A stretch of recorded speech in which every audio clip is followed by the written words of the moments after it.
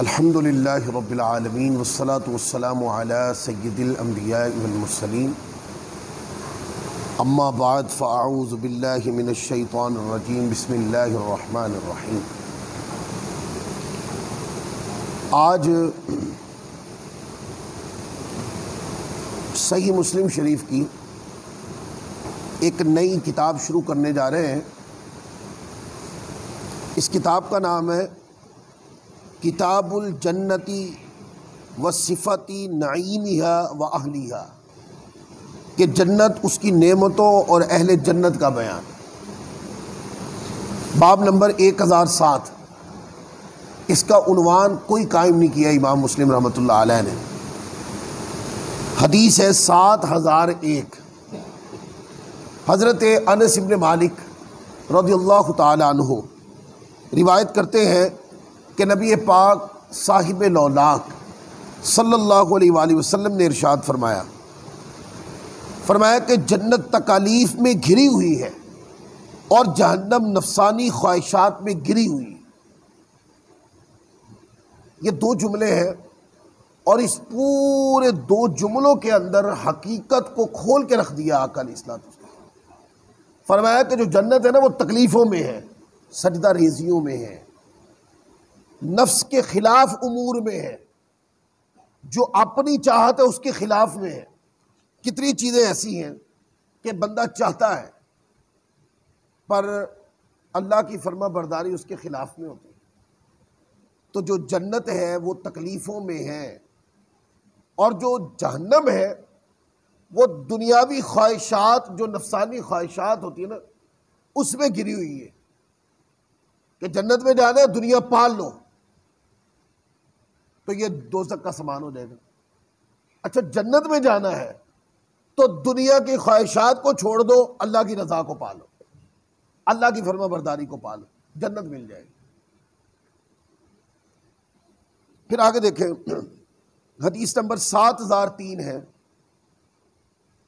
حضرت ابو ہریرہ رضی اللہ تعالیٰ عنہ روایت کرتے ہیں، آقا علیہ الصلوۃ والسلام نے ارشاد فرمایا، اللہ تعالیٰ ارشاد فرماتا ہے، اب یہ حدیث قدسی ہو گئی، کہ میں نے اپنے نیک بندوں کے لیے وہ جنت تیار کی ہے جسے کسی آنکھ نے نہیں دیکھا، جن کے بارے میں کسی کان نے نہیں سنا، اور کسی انسان کے ذہن میں اس کا خیال نہیں آیا۔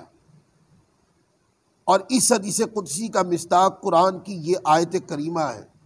فرمایا فلا تعلم نفس ما اخفی لهم من قرۃ اعین جزاء بما كانوا یعملون، کوئی نہیں جانتا کہ اس کی آنکھوں کی ٹھنڈک کے لیے ان سے کیا چیز پوشیدہ رکھی گئی ہے جو ان کے اعمال کی جزا ہے۔ فرمایا کہ بندے، جنت ایک ایسی عظیم نعمتوں کے ساتھ بھری ہوئی ہے کہ اس میں جو نعمتیں ہیں نا وہ کبھی تمہارے گیان سے بھی نہیں گزرے، یعنی جو تمہاری سوچ میں آئے نا جنت کی نعمت اس سے بڑھ کر ہے۔ جنت کی نعمت، جنت کی فضیلت، جنت کی برکت، جنت کی آسائشیں۔ فرمایا کہ دنیا کی جو بھی سہولت ہے نا تمہارے سامنے، تم کہو کہ دنیا کی یہ سہولت سب سے اعلیٰ ہے، تو یہ جنت کی نعمت کے کروڑویں حصے کے برابر بھی نہیں۔ تم جنت کی نعمت کو دنیا کی کسی نعمت سے تشبیہ نہیں دے سکتے، کیونکہ تکالیف سے ملنی ہے نا۔ یہ اپنے نفس کو، یعنی اپنے خواہشات کو مار کر بندے نے اپنے آپ کو عبادت میں زندہ کیا، پھر زندگی گزار دی، اس کے بعد جنت ملے گی۔ تو جنت میں جو انعام ملیں گے نا وہ بندے کی سوچ سے وراء الورا ہوں گے زیادہ۔ پھر آگے دیکھیں، آگے حدیث ہے 7014۔ حضرت ابو ہریرہ، حضرت ابو سعید خدری رضی اللہ تعالیٰ عنہ کی روایت کہ نبی کریم رؤوف الرحیم صلی اللہ علیہ وآلہ وسلم نے ارشاد فرمایا، اہل جنت اپنے سے اوپر والے گھروں کو اس طرح دیکھیں گے جیسے تم لوگ مشرقی یا مغربی افق کو دیکھتے ہیں۔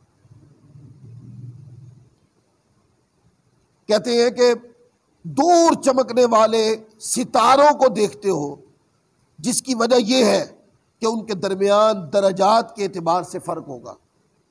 لوگوں نے عرض کی یا رسول اللہ، یہ انبیاء کرام کے مخصوص مقام ہوں گے جن تک ان کے علاوہ کوئی اور نہیں پہنچ سکتا۔ تو آقا علیہ الصلوۃ والسلام نے ارشاد فرمایا ہاں، جس کے دستے قدرت میں میری جان ہے، یہ وہ لوگ ہیں جو اللہ پر ایمان لائے، انہوں نے رسولوں کی تصدیق کی۔ فرمایا کہ جنت میں جب بندے جائیں گے تو جنت میں وہ اپنے علاوہ دوسرے درجات کو دیکھیں گے، پر کیسے؟ جیسے زمین پہ ہم ستارہ دیکھتے ہیں نا، تو اس طرح دیکھیں گے کہ ہم اس درجے میں ہیں تو کوئی اس درجے میں بھی ہے۔ تو یہ صرف اس کا ذہن، اس کی سوچ کے مطابق ہے، مگر نہ کوئی پیمانہ ناپنے کے لیے آئے تو شاید پیمانہ نہ تول سکے۔ آپ دیکھیں نا ستارہ کتنا دور ہے، تو یہاں پر بیٹھ کر کوئی بندہ اپنے عقل کے پیمانے سے کوئی زمین کا کوئی تخمینہ لگا سکتا ہے کہ کتنی دور ہوگا؟ نہیں لگا سکتا نا۔ تو مراد یہ کہ جنت میں درجات مختلف نظر ضرور آئیں گے، پر لوگوں کو جو نعمتیں ملیں گی وہ سلطنت اتنی وسیع ہوگی کہ وہ پیمائش میں نہیں آ سکے گی۔ اللہ اکبر۔ پھر آگے حدیث دیکھیں، حضرت ابو ہریرہ رضی اللہ تعالیٰ عنہ روایت کرتے ہیں آقا علیہ الصلوۃ والسلام نے ارشاد فرمایا کہ جو گروہ سب سے پہلے جنت میں داخل ہوگا وہ 14ویں رات کی چاند کی طرح ہوگا، ان کے چہرے 14ویں رات کی چاند کی طرح چمک رہے ہوں، اور جو ان کے بعد آئے گا وہ آسمان میں چمکتے ہوئے ستارے سے زیادہ روشن ہوں۔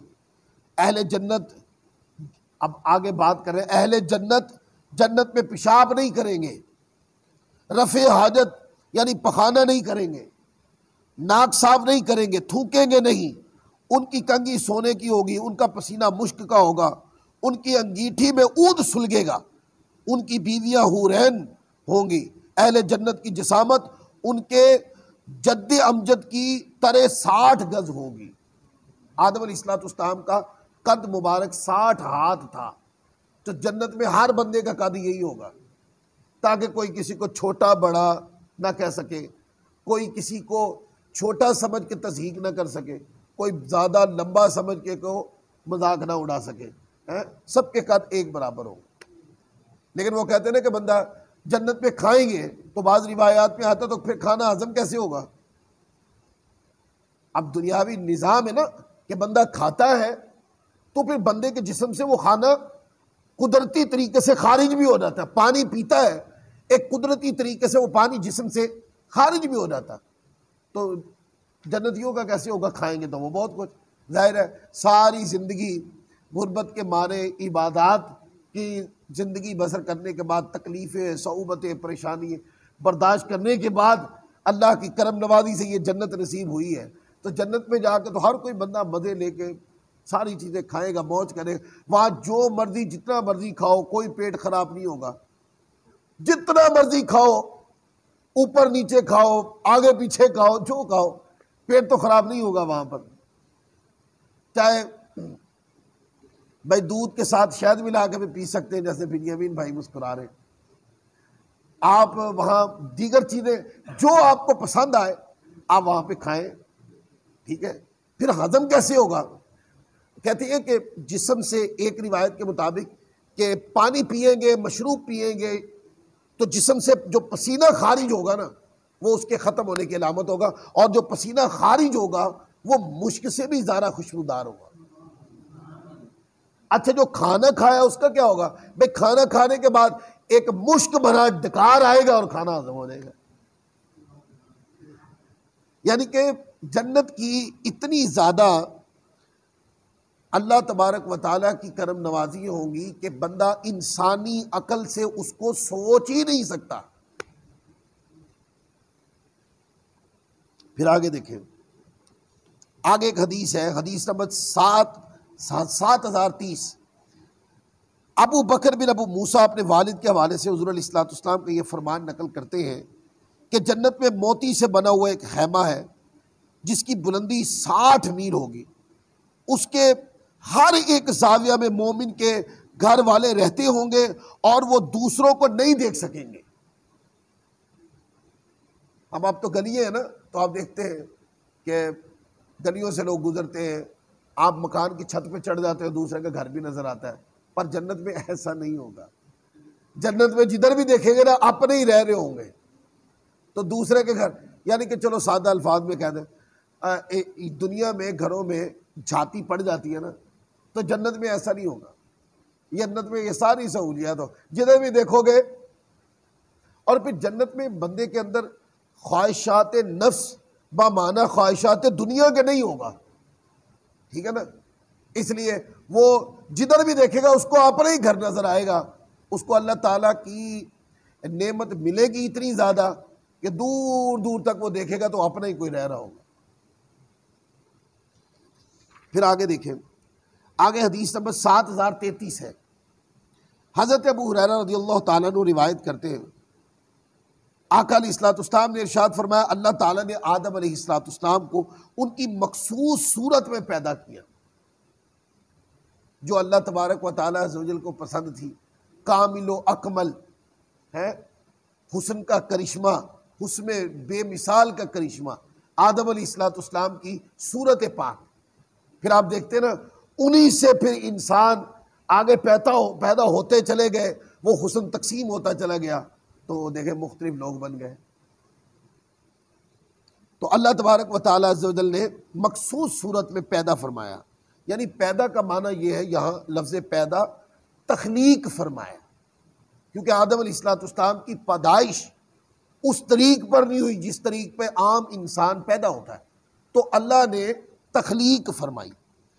اور ان کا قد 60 گز تھا۔ کتنا تھا؟ 60 گز تھا۔ جب اللہ تعالیٰ نے ان کی تخلیق کر لی تو حکم دیا، جاؤ اور جا کر اس گروہ کو سلام کرو، وہ فرشتوں کا گروہ بیٹھا ہوا ہے۔ آدم علیہ الصلوۃ والسلام کو جب پیدا کر لیا نا، تو آدم علیہ الصلوۃ والسلام کو فرمایا کہ اس گروہ کو سلام کریں۔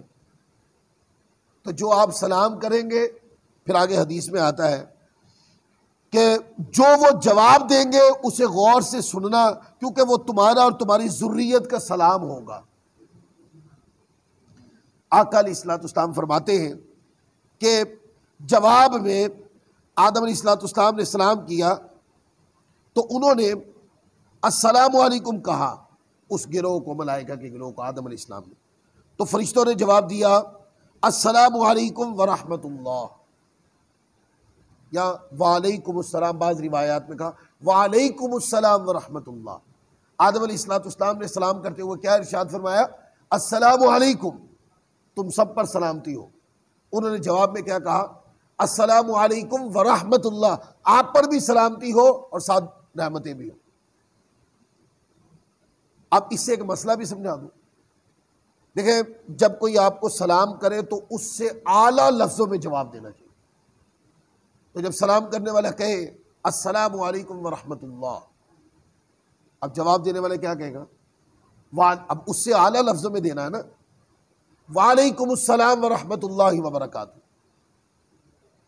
اور یہ جو لفظ بولا جاتا ہے نا ومغفرۃ، یہ لفظ سنت سے ثابت نہیں ہے، اس لیے علماء نے کہا کہ بطور دعا آپ کریں لیکن بطور سنت کے استعمال مت کریں۔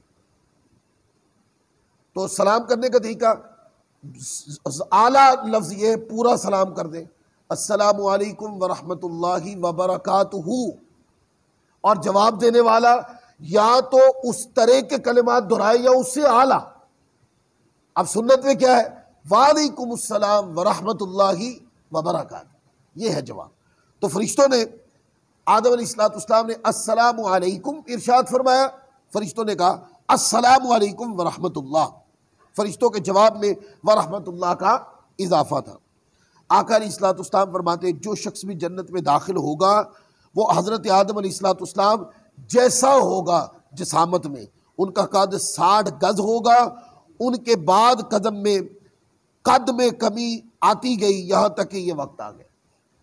فرمایا کہ جب انسان پیدا کیا تھا تو اتنا بڑا انسان تھا، ایسی قد کاٹ، ایسی جسامت، 60 گز 60 گز ہاتھ تھا، یعنی قد تھا۔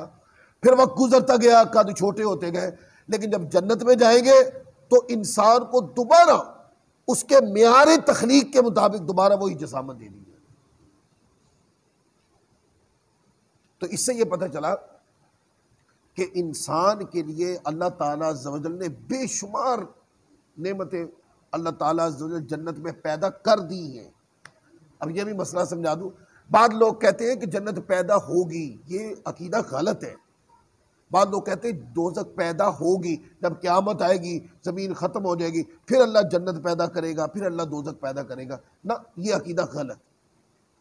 جنت پیدا ہو چکی، دوزخ کو رب نے پیدا کر دیا، اور پھر اللہ تبارک و تعالیٰ عز و جل نے ایک رستہ ہدایت بھی عطا فرما دیا، اور اس کے برعکس جو رستہ ہے شیطانی رستہ، وہ بھی قرآن مجید میں بیان کرتا ہے۔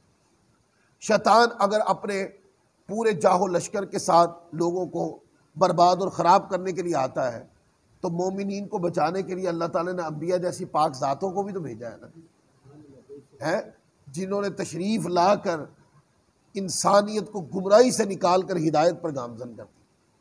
تو اس لیے یہ دنیا تلخ ہے، لیکن اس کا انعام اتنا اعلیٰ ہے کہ یہ تلخیاں بھول جائیں گے۔ میرے استاد اکثر اس طرح کی روایت جب بھی آتی تھی نا، تو وہ حدیث پڑھاتے ہوئے نا تو اکثر ایک مثال کوٹ کیا کرتے۔ وہ کہتے ہیں کہ بچوں، ایک رستہ ہے، ایک سڑک ہے، وہ بالکل کارپیٹ روڈ ہے، آپ اس پہ گاڑی بگائیں گے نا، ایک بھی کھڈا نہیں آنا، ایک جمپ بھی نہیں آنا، آپ جتنی مرضی سپیڈ پہ بگا سکتے ہو۔ لیکن اس کا انجام نا، وہ جو صاف رستہ ہے، یعنی سہولیات دنیا سے بھرا ہوا رستہ، دنیا کی خواہشاتوں میں جڑا ہوا رستہ، فرمایا کہ بس یہ ہے کہ یہ جب ختم ہوگا نا، اس کے بعد اس میں کوئی سہولت نہیں۔ ایک رستہ ہے، اس میں کھڈے بڑے ہیں، وہ کچا بھی ہے، جگہ جگہ آپ چلیں گے تو کانٹے بھی آئیں گے، درخت بھی آئیں گے، آپ مٹی بھی اڑے گی، تلخ رستہ ہے۔ لیکن جب وہ تلخ رستہ عبور کریں گے نا، تو اس کے بعد یہ رستہ آگے صحیح ہو جائے گا، پھر اس رستے کے کناروں میں تمہیں باغ بھی نظر آئیں گے، آبشاریں بھی نظر آئیں گی، پہاڑ بھی نظر آئیں گے، اتنے خوبصورت جگہوں سے یہ پھر آگے جا کے گزرے گی کہ وہاں سے تمہارا واپس آنے کو دل نہیں کرے گا۔